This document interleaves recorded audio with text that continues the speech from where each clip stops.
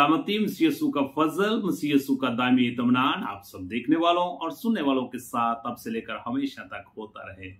मैं हूं आपका होस्ट पास्टर रोकस बरकत, गॉस्पेल चैनल यूएई से बाइबल की बातें प्रोग्राम का एक नया सेशन लेकर आपकी खिदमत में हाजिर हुआ हूं। ईमान कामल है कि आप सब लोग खुदा के फजल से सलामती के साथ हैं और खुदा का जिंदा और पाक कलाम खुशी के साथ सुनने के लिए तैयार हैं। सो मेरे अजीजों, आप सबको आज के इस नए सेशन में वेलकम और खुशामदीद कहता हूं और खुदा का खादम होते हुए आपके लिए, आपकी फैमिली के तमाम मेंबरान के लिए बरकत, सेहत, सलामती की दुआ चाहता हूं। सो मेरे अजीजों, आज का हमारा नया मौजू, आज का हमारा नया टॉपिक खुदा का बनी नौ इंसान को तख्लीक करने का मकसद और पर्पस।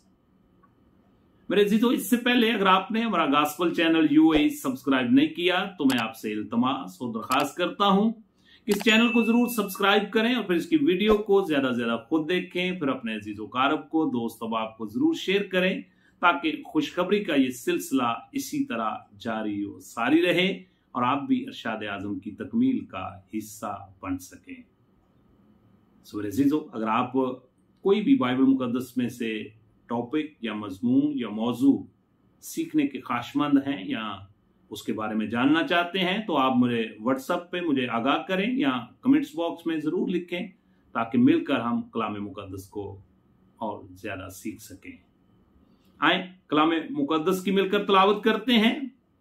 यशायाह नबी का सहीफा और उसका 43 बाब है और उसकी आयत मुबारका 21 है, जहां पे कुछ इस तरह लिखा हुआ है। मैंने इन लोगों को अपने लिए बनाया कि वो मेरी हमन, सताइश और प्रस्तश करें। मेरे अजीजों, दुनिया में जो कुछ भी खुदा ने तख्लीक किया है किसी ना किसी मकसद और पर्पस के तहत उसको तख्लीक किया गया है। इसी तरह खुदा ने बनी नौ इंसान को भी बड़े खास मकसद और पर्पस के लिए इसको तख्लीक किया है ताकि ये खुदा की हमद, सताइश और प्रस्तश करे। मेरे अजीजों, खुदा ने इंसान को अपनी शक्ल शबी पर पैदा किया, बड़ी मोहब्बत और प्यार से पैदा किया ताकि खुदा इंसान के साथ रफाकत रख सके और उसकी हमद और सताइश और प्रस्तश करता हुआ उसकी अलाही बरकत से लुत्फ अंदोज होता हुआ इस दुनिया में जिंदगी गुजारे। खुदा का कलाम फरमाता है कि हर एक चीज जो सांस लेती है वो खुदा की हमद, सताइश और प्रस्तश करे। ज़बूर नंबर 150 और उसकी आयत मुबारका 6, जहां पे कुछ इस तरह लिखा हुआ है, हर मुतनफ़स खुदा की हमद करे, खुदा की हमद करो। मेरे अजीजों, लफ्ज मुतनफ़स जो है ये इब्रानी ज़बान का लफ्ज जिसका तर्जुमा किया गया है, इसका मतलब है हर वो चीज जो सांस लेती है। और खुदा की ख्वाहिश है कि वो इंसान जिसके नथनों में खुदा का दम है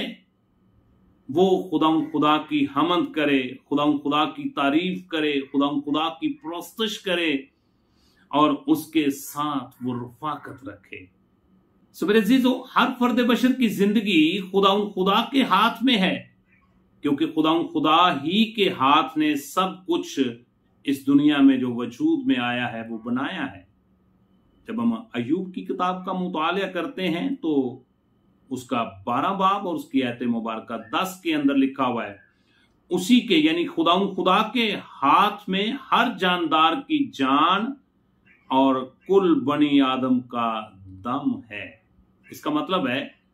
कि हर चीज खुदा के हाथ में है। इसीलिए मेरे अजीजों, हम सब खुदा के हाथ की तख्लीक हैं